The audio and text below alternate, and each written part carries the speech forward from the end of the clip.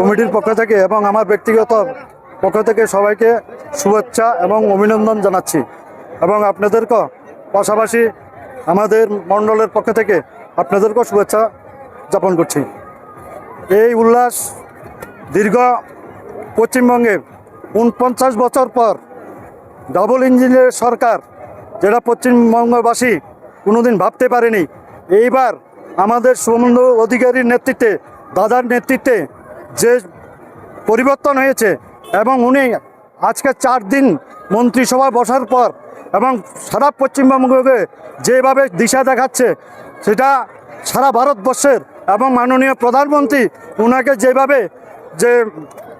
শপথ গ্রহণের দিন আশীর্বাদ দিয়েছেন এবং আমাদের স্বরাষ্ট্রমন্ত্রী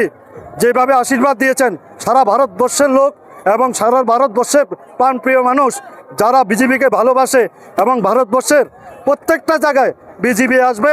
আর বাকি নাই যে সমস্ত জায়গায় আসামে এসছে এবং আমাদের ত্রিপুরাতেও উপনির্বাচনে ধর্মনগরও বিজয় হয়েছে আমাদের বিজেপি প্রার্থী এবং তার পরিপ্রেক্ষিতে আজকে আমাদের তিনটি রাজ্যের উল্লাসিত এবং আজকের আমাদের যে